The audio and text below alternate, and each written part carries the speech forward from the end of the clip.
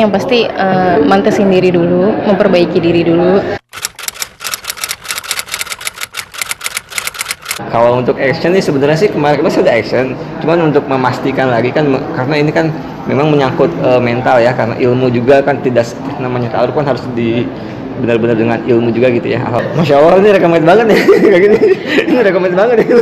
Luar biasa nih. Ini aduh ini kalau ada teman sih Insya Allah bisa diajak nih. Makin banyak ajak makin seru ya.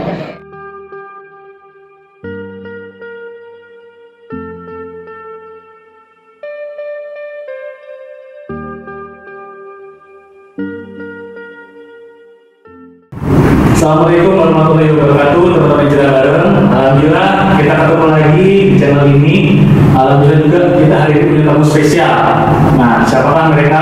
Nah, buat teman-teman yang penting banget nih, teman-teman yang sekarang lagi mikirin pengen mau nikah, atau teman-teman yang sekarang lagi berpikir apa sih yang dipersiapkan kalau nikah. Bismillahirrahmanirrahim. Assalamualaikum warahmatullahi wabarakatuh. Nama saya Sani, biasanya sih dipanggil Kang Sani. Saya dan tim membentuk Love Avengers, yang dimana Love Avengers ini sebetulnya gabungan antara Love dan Avengers. Jadi dibentuk waktu itu tahun lalu April 2018, pertama kali kita bikin kelas pernikahan namanya Love Action.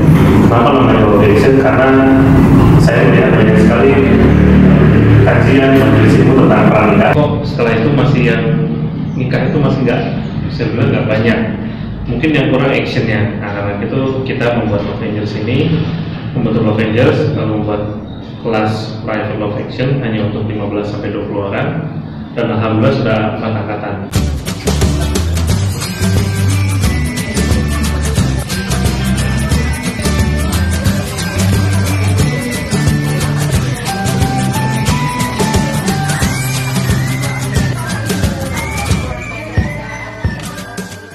Mereka ini sebenarnya pengen nikah, tapi kok banyak keraguan gitu.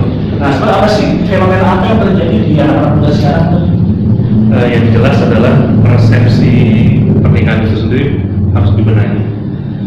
Sebelum dibenahi persepsi pernikahan juga bahwa ada beberapa orang yang mungkin merasa bahwa saya itu bahagia dengan tanpa pernikahan, yang mungkin saja itu benar, itu relatif.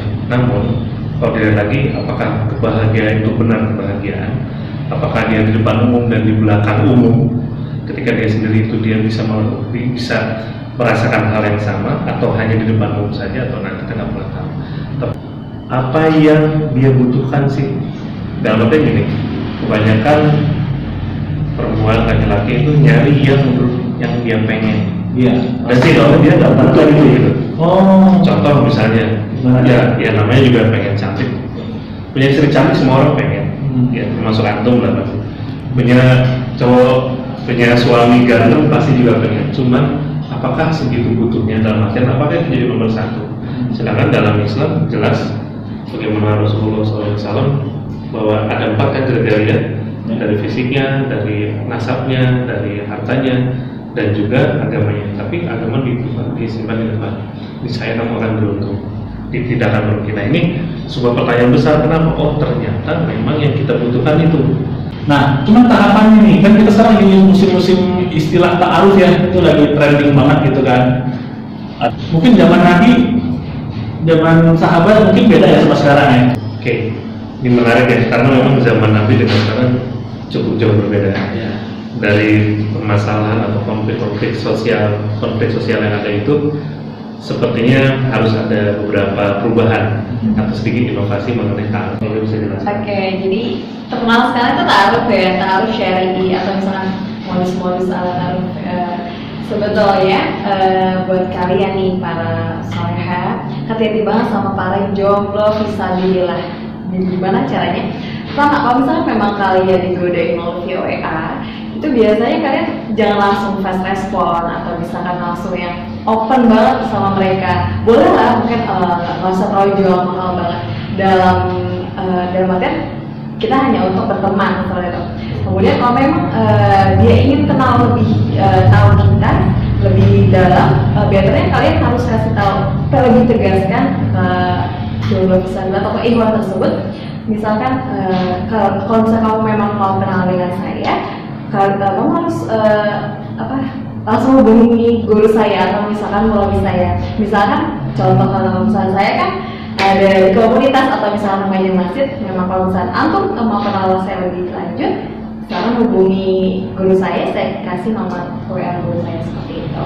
Dan baiknya kalau misalkan jauhi friendzone sih sebetulnya kalau untuk Ahwat sama Iwan, karena kan rata-rata sekarang kalau misalkan berkedok taruh sharing itu kan seperti itu ya. Jadi kalau misalkan kenalan via WhatsApp, setelah itu nanti dekat nanti jalan, walaupun memang tanpa status ada hubungannya. Friendzone itu kayak gimana sih? Dia masih jago soal friendzone. Jadi kita kayak friendzone. Jadi kita untuk ilmu tentang friendzone. Kalau friendzone itu sebenarnya kayak bisa bikin satu komunitas, misalkan contoh ya, aku kenal sama si Iwan, lalu si Iwan ini kenal sama aku, kita berkaitan, kita sudah dalam zona chat via WA, line atau apapun itu melalui media sosial, dan kemudian kita kenalan, kita ajak jalan, kita ajak ketemuan, kita ada kajian bareng, kita jalan bareng yuk, misalnya gitu, atau misalnya kita ada nonton bareng yuk, atau misalnya ini ada tempat baru kita nongkrong yuk. Walaupun kadang-kadang chatnya misalnya misalnya ada kajian loh, ingetin kayak gitu juga termasuk ya. Friendzone juga. Sebenarnya kalau misalkan sekarang itu modusnya Iwan lebih berani kayak contoh ya, misalkan di chat gitu, assalamualaikum jangan lupa ya nanti untuk sholat tidurnya. Ngingetin sholat. Tapi kalau misalkan lebih modus lebih dalam kayak oke kita nanti jangan lupa ya tidurnya lebih awal gitu. Nanti kita sholat tahajud bareng, tapi nanti kita via video call gitu. Tingkatnya lebih tinggi lagi, diajak. Jangan lupa malam 1:30 pagi di WhatsApp. Ini waktunya ta'aruf nih ukti, saya juga mau tahajud dulu ya. Dan HP-nya si cowoknya nonton bola. Itu terjadi ternyata. Pengen tahu nih, ta'aruf itu langkah demi langkahnya seperti apa kan? Bisa cerita? Ta'aruf ada dua macam ya. Ada yang melakukan dalam khitbah dulu, gitu dia meminang dulu selain ta'aruf. Ada yang ta'aruf dulu baru meminang. Khitbah itu melamar ya? Melamar, ya. Kalau bahasanya meminang sih lebih bagusnya ya.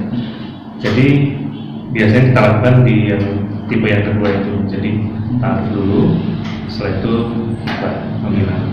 Nah, ta'aruf ini tahapannya macam-macam sebetulnya. Ada yang memang sudah kenal lama, itu yang saya sarankan sebetulnya. Jadi masuk di satu komunitas atau satu perkumpulan, udah kenal lama, terus saling tertarik, berta'aruf lah mereka. Atau misalnya sama sekali stranger nggak kenal, ada yang biasanya tukeran CV.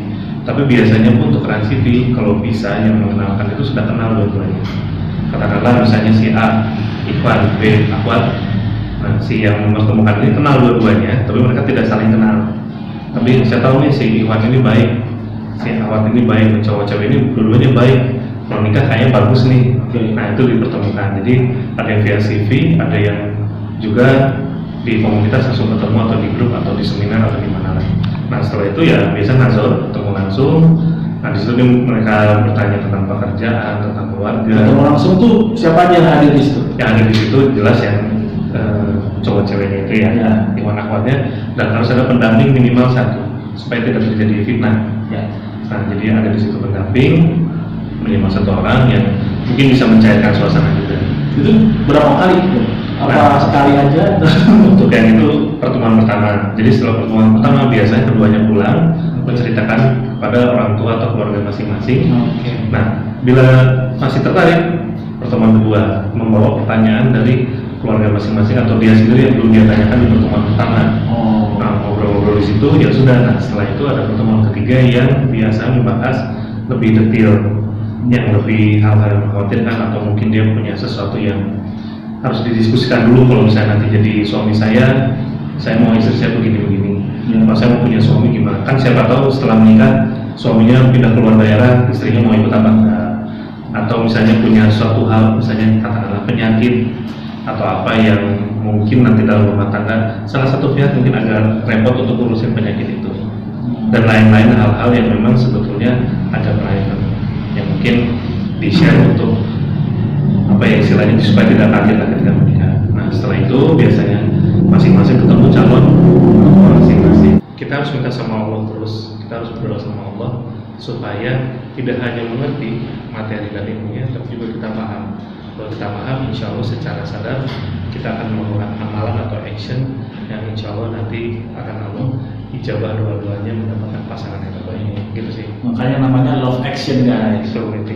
Oke, sekian dulu. Jangan lupa subscribe ke Hijrah Bareng ID di YouTube-nya dan juga follow Love Action, Loveangels.action. Loveangels.action di Instagramnya. Oke, sekian dulu dari kami. Wassalamualaikum warahmatullahi wabarakatuh.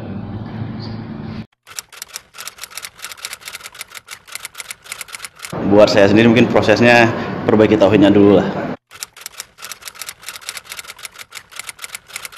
Proses tahap awal ta'aruf itu seperti apa, sampai kita mengenal gimana cara-caranya, tips-tips apa segala macam, dan gimana cara mengatasi ketika kita sudah ta'aruf.